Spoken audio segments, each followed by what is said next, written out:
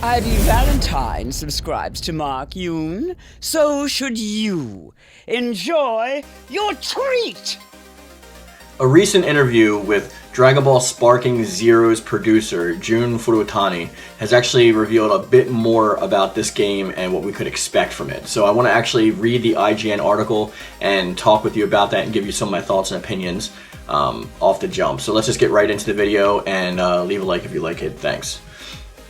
So the headline of this that you can see on the side that we're going to talk about right here is Dragon Ball Sparking Zero producer says game will have Budokai Tenkaichi's spirit and nostalgia. Dragon Ball FighterZ raucous esports scene inspired Sparking Zero's development process. During the Game Awards, Bandai Namco revealed a trailer for Dragon Ball Sparking Zero, the newest entry in the beloved 3D fighting game series. Seeing as now it's been nearly 15 years, 10 years if you count the lackluster spin-offs, I think they're talking about Raging Blast there, since players received a new mainline Budokai Tenkaichi game. Folks have likely a lot of questions about Sparking Zero. Naturally, IGN assembled a 7 Dragon Balls and spoke with producer Jun Furutani to chat about the game's 5-year development process to get some insight into what players can expect when Sparking Zero releases on Xbox Series X/X, PlayStation 5, and PC. Although several Dragon Ball games have released since 2007's Budokai Tenkaichi 3 on the PlayStation 2 and Wii, Furutani said he now felt like the perfect time for the series to return and deliver an evolved Dragon Ball Z gameplay experience on next-gen consoles. What was interesting to see with Sparking Zero was the effect on the environment. When Goku is charging his ki, you have a little bit of wind picking up, Furutani said while pantomiming Goku's Zenkai boost. When someone crashes through a boulder or a building after an attack, it's happening in real time. We'll be using Unreal Engine 5, so the graphics are just that much more real and immersive. What was interesting to see with Sparking Zero was the effect on the environment. Furutani says he drew inspiration from the time observing how players in Dragon Ball FighterZ esports scene enjoyed recreating iconic battles from the anime to ensure players could relish in an identical experience with Sparking Zero. Sparking Zero is different than Dragon Ball FighterZ, Dragon Ball Xenoverse, and Dragon Ball Z Kakarot. FighterZ was created with esports intentions and 2D fighting. Kakarot was about experiencing the story. Xenoverse had players go in as an avatar into the world, Furutani said, and focus here is to push the limits of how much a player can completely immerse themselves into the world and how intensely we can make that happen. Before the new Budokai Tenkaichi trailer made its world premiere earlier this year, fans referred to the previously unnamed title as Budokai Tenkaichi 4. Gamatsu spotted a Bandai Namco trademark filing in September, revealing that the game would instead adopt the series' Japanese title, Sparking. Although the subtitle Zero tends to indicate a game ostensibly serving as a prequel entry in the ongoing game series, there isn't the case with Sparking Zero. Rather, the name is meant to embody the game being an accessible starting point for longtime fans and newcomers alike. Despite my best efforts, I wasn't able to get Furutani to spill the sensu beans about the game's roster size, or more importantly, if the series' beloved loading screen minigames would make a triumphant return. However, Furutani beckoned fans to look forward to more details in the future and expect a robust game when Sparking Zero releases on Xbox Series X and S, PlayStation 5, and Steam. And this article was by Isaiah Colbert.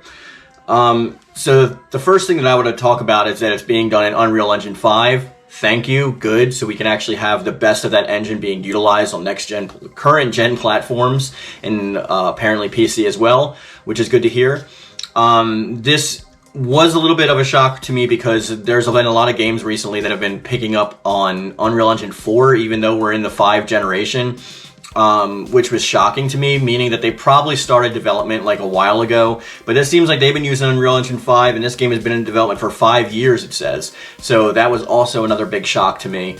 And that means we're probably going to get like the best we're going to get. And the fact that he said that we're actually going to focus on immersion and making sure that the player experiences like everything to the best of their ability, that reveals a lot. We are going to obviously have a huge roster. Whether or not it's to the lengths of Tenkaichi 2 or 3 is yet to be seen. They have their work cut out for them building this in a new engine, and the fact that the subtitle Zero, like I was talking about in my last video, actually indicates that it's like a starting point for players who have returned and played the original Budokai Tenkaichi series and newcomers alike. Is pretty decent for that kind of thing for a starting off point. I'm okay with that. that means that they're probably going to have the standard format and setup that we have for the game, but maybe there's going to be tweaks, and maybe we're going to have more defensive options, and hopefully some of the extra stuff that's usually on top of the battling is there. Some more balanced characters, unless like they did say that they're not focused on esports like Fighters was, so perhaps we're going to get the standard characters who are just like insane, and then the regular characters like Cybermen who really aren't going to stand a chance unless like you're just that good when it comes to the mechanics of the game. But the little bit of reveals that are actually in here, where he's not only talking about immersion and talking about a big character roster, and also talking about that this game is going to be nostalgic for players, just leads me to think that like they're going back to the Tenkaichi route as opposed to the Raging Blast route, because the Raging Blast route was also their way of trying to bring Tenkaichi's formula into the current generation, which was the PlayStation 3 and Xbox 360. Albeit in a little bit different of a way. Raging Blast 1 I think was great. I think the graphics were great on that. I liked the story mode decently enough, with the star system was kind of annoying. But Raging Blast 2 fell off in a lot of fronts. It had way more characters, but the fact that the characters looked like, you know, claymation puppets or action figures, and there was no story to speak of. The Galaxy mode was just like, you know, pitting up rivals or whatever. I don't think that was the way to go, and that's why there probably wasn't a Raging Blast 3. But when it comes to this game in particular, I think the roster size is going to be safe, because when I first got Raging Blast, the roster was way less than it was in any of the Tenkaichi games, including, I believe, Tenkaichi 1.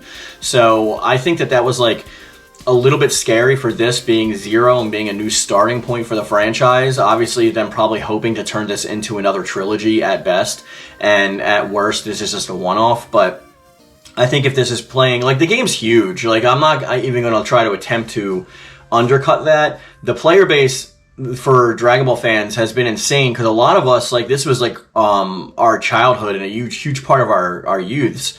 Playing Tenkaichi and playing Budokai, and then, you know, were just like the games we had, and then like later on we had like Saga as an attempt at a story, which didn't really come to fruition too well because it was a glitchy mess. But when it came to Dragon Ball fans, and there wasn't like the robust amount of anime arena fighters that there are today, there wasn't like another anime game coming out like every week, you know, like your Demon Slayers and your Jujutsu Kaisens and all that stuff, and Koei Tecmo going into like their licensing with like all their craziness with like Fist of the North Star and One Piece and Gundam. We just didn't have any of that. When it came to like the PlayStation 2 era, while it was great for anime, there was a lot of different anime titles that came out. There was like some Full Metal Alchemist games, there was some One Piece games, there was like even some crossovers like Battle Stadium Dawn, which is Dragonverse, One Piece versus Naruto. We had the Naruto Ultimate Ninja series. We had Budokai, and we had Tenkaichi. And for those of us Dragon Ball fans who like were early adopters of the PlayStation 2, Dragon Ball Budokai like changed the landscape, and then Dragon Ball Budokai Tenkaichi changed it even further. So giving us that wide open arena, because Budokai is more of a traditional like side plane like fighting game, but Tenkaichi opened us up for like arena fighters. I'm not saying it didn't exist before, because there's obviously games like Power Stone and Energize and things like that, but in the case of arena fighters, we just didn't have a lot to choose from.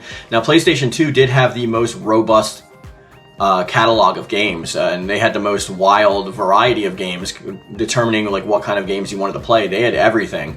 It's the reason why it was one of the most popular generations of gaming of all time. And Tenkaichi just like within us feels like super nostalgic, because that it reminds us of a time when like gaming was more simple and gaming was in a different way. I always say that like the internet gave us so much better ways of doing things and so much worse ways of doing things. We hear things like from the GTA producers and directors now saying that like they wish they could charge fans by the hour for entertainment as opposed to a one rate of $60 to $70. We see games like Mortal Kombat and Street Fighter almost adopting a microtransaction-y free-to-play mobile game aesthetic like Fortnite, where it's like you pay the $70 up front or the $60 up front, but you still gotta be charged out the ass for all these different cosmetics and different things that are like not game breaking, I guess, but it's like the landscape is changing. So hopefully the part of the nostalgic feel that we get with this is that like while we are probably going to expect some DLC, I hope it's not stuff that we feel would be missing from the game entirely.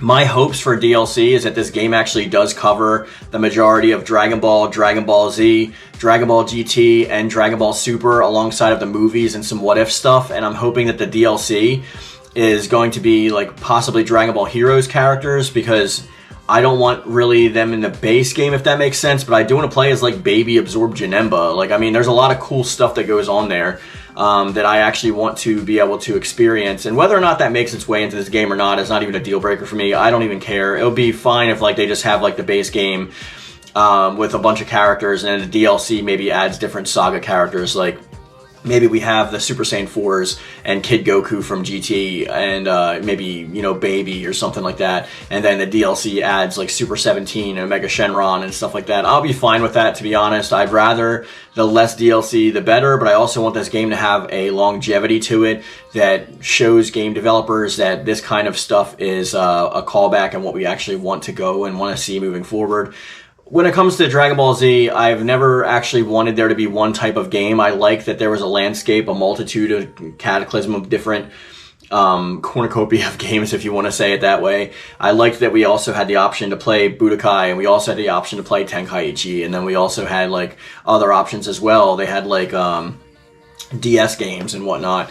The Jump Force game, the Jump Stars games were great. I think that like this game has a lot of potential, and the fact that we're already getting little tidbits like this from the producers talking about our interests and our nostalgia is kind of a shining light to me, and it also shows that they're looking forward to not just feeding us with nostalgia and cutting us on content, but fully immersing us and new fans of the franchise. So now it's time for me to turn the video over to you to let me know in the comment section what you thought about this interview and if you thought there was any kind of insight given. And I also want to go over the poll from last video. And the poll that we actually talked about in the last video mentioned, what do you want to see most in Dragon Ball Sparking Zero? 20% of the votes said GT/movie characters and content. 8% of the votes, which was the least, said they want giant characters back, which I thought that would be bigger because the giant battles were actually kind of cool. 24% of the people said they wanted beam struggles back. 47% of votes actually said they want what-if scenarios back.